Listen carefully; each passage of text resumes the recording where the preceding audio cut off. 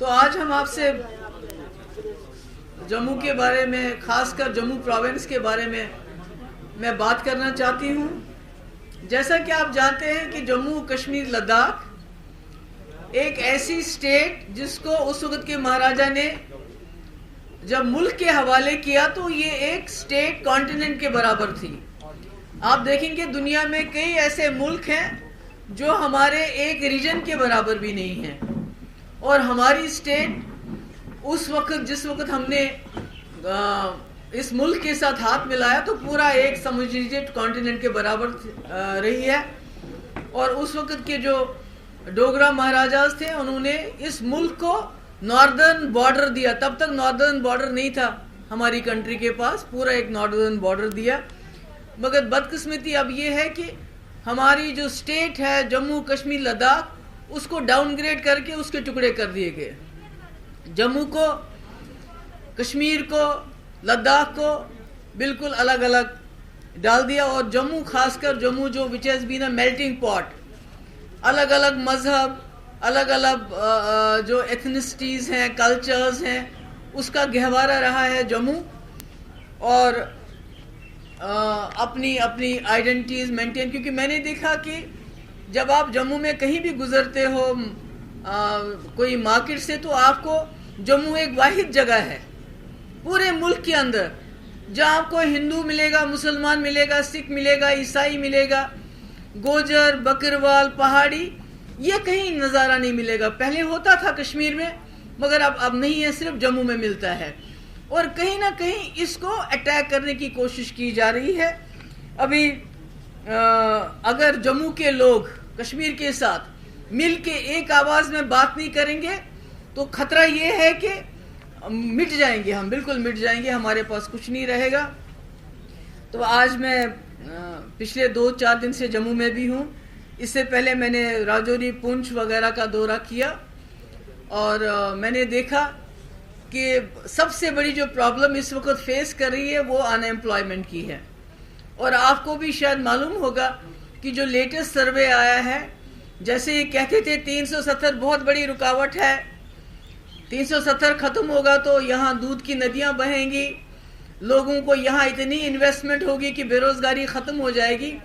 مگر آپ کو یہ جان کے تعجب ہوگا کہ اس وقت پورے ملک میں سب سے زیادہ جو ان ایمپلائمنٹ ریٹ ہے وہ جموں کشمیر میں ہے، دیٹ از آلموسٹ 18%، یعنی 2 ڈیجٹس میں ہماری ان ایمپلائمنٹ چلی گئی ہے۔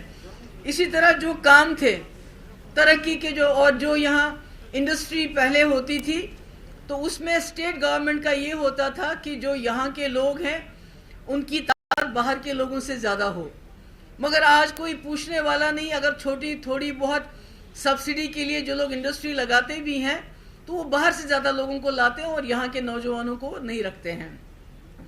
اس کے علاوہ جب ہم دیکھتے ہیں کہ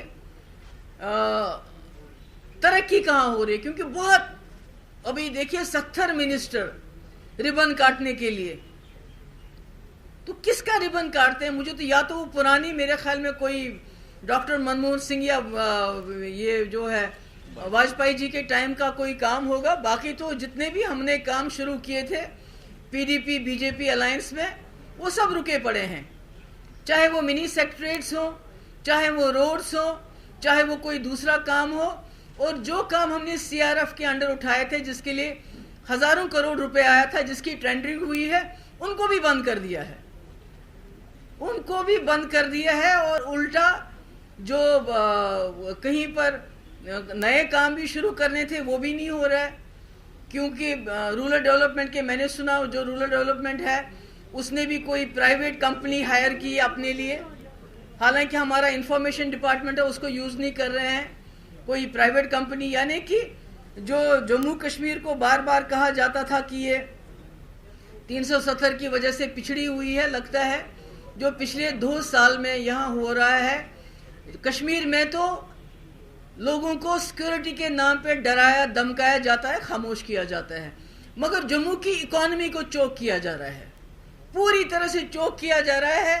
آپ یہاں دیکھ لیجئے، شروع کیجئے مائننگ سے، مائننگ کے کانٹریکٹس باہر والوں کو جو لاکھوں اربوں روپے کما رہے ہیں، اور یہاں جو ट्रैक्टर ट्रॉली वाले लोग हैं, जिसके साथ यहाँ हजारों नौजवान जुड़े हुए हैं, जो बेचारे चलाते हैं, उनको पकड़ के ले जाते हैं, या तो रिश्वत दे 10,000 रुपये, नहीं तो 70,000 रुपये उनको कोर्ट में देना पड़ता है। इसी तरह से जो ट्रांसपोर्टर्स हैं वो बहुत मुश्किल हालात में है इस वक्त। आपका टोल प्लाजा का जो टैक्स अबॉलिश करके यहाँ के दुकानदारों को बहुत उसकी महंगी कीमत चुकानी पड़ रही है। आपके यहाँ जो नई एक्साइज पॉलिसी आई, जितने भी यहाँ जो नई दुकानें खुली, और उसमें भी बाहर का बहुत बड़ा हिस्सा है, उनका कारोबार बढ़ाने के लिए जो यहाँ पर बाज़ चल रहे थे उनको बंद किया, जिसकी वजह से हजारों नौजवान यहाँ बेरोजगार हो गए हैं। तो कहने का मकसद है कि जो भी कुछ जहां से भी, और उसके ऊपर जो लेटेस्ट जो मुश्किल है वो ये है कि ये जो रिलायंस के आउटलेट्स यहाँ खोल रहे हैं, तो यहाँ का जो गरीब दुकानदार है, किरियाने वाला है, वो कहाँ जाएगा?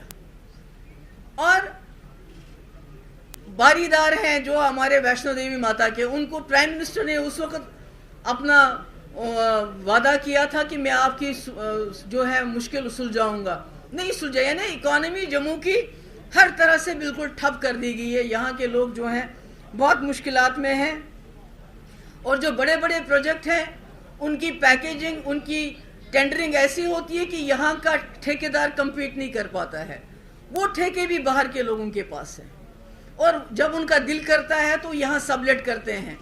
तो कहने का मकसद ये है कि ये जो कह रहे थे कि जम्मू कश्मीर को इंटीग्रेट करेंगे, यहाँ दूध की नदियाँ बहेंगी, यहाँ बेरोजगारों को रोजगार मिलेगा, उल्टा जो हमारी सरकारी नौकरियाँ उसमें भी वो भी हमारी जा रही हैं। तो कहने का ये मकसद है मेरा कि ये जो कहा जा रहा है इंटीग्रेशन तो नहीं हो सकी, क्योंकि आपने देखा कश्मीर में हालात दिन ब दिन बद से बदतर होते जा रहे हैं। ये कह रहे थे मिलिटेंसी कम हो गई, मिलिटेंसी बढ़ रही है, क्योंकि ये लोगों को दिन ब दिन ज़्यादा एलिनेट कर रहे हैं। तो इंटीग्रेशन नहीं हो रही है, बल्कि जम्मू कश्मीर की इकोनॉमी को इतना ध्वस्त किया जा रहा है, इतना डिस्ट्रॉय किया जा रहा है कि आप ऑटोमेटिकली डिपेंडेंट हो जाएंगे दूसरे स्टेट्स पे, चाहे वो पंजाब हो, चाहे हरियाणा हो। आपकी अपनी जो इकोनॉमिक इंडिपेंडेंस है, जो आपकी अपनी इकोनॉमी चलती थी जम्मू और कश्मीर के बीच में, क्योंकि दरबार मुंह वही कह रहे हैं बंद करेंगे, जो जम्मू और कश्मीर की इकोनॉमी इंटीग्रेटेड थी, मिलके चलती थी, उसको भी तकरीबन बंद किया जा रहा है। और जो बाहर से आउटलेट्स आएंगे उससे यहाँ नुकसान होगा। मुझे खुशी है कि हमारे वाइस प्रेसिडेंट साहब ने ऐलान कर दिया कि यहाँ जो बंद की कल कॉल है उसका हम सपोर्ट करेंगे।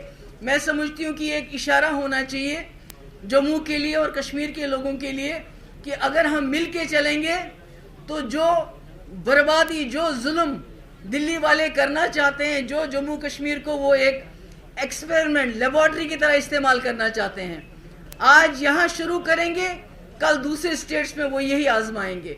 तो ये एक लेबोरेटरी बन गया, तो इसको हम रोक सकते हैं अगर हम सब इकट्ठे हो जाएं। इसी तरह कश्मीरी पंडित आज कई रोज से वो हड़ताल पे हैं, प्रोटेस्ट पे हैं, कोई सुनता नहीं है। उनके रिलीफ का मामला, 1 महीने से उनको रिलीफ नहीं मिला। इसी तरह जगह जगह पे ट्राइबल्स जो ज़मीनें खाली करवा रहे हैं, एक तरफ से कहते हैं हमने फॉरेस्ट एक्ट लाया, दूसरी तरफ से जिनको 60-70 साल भी हो गए हैं मकान देने हुए उनको खदेड़ रहे हैं। तो समझ नहीं आता कि इनका मकसद क्या, ये करना क्या चाहते हैं असल में, ये इस रियासत में आखिरकार करना क्या चाहते हैं। इनके पास लगता है कि कोई जो एक पॉलिसी, एक विजन होता था, चाहे जवाहरलाल नेहरू साहब की बात करें या वाजपेयी जी की बात करें, उनका एक क्लियर विजन था कि हमने क्या करना है, पॉलिटिकली क्या करना है जम्मू कश्मीर के साथ, इकोनॉमिकली क्या करना है और इमोशनली क्या करना है।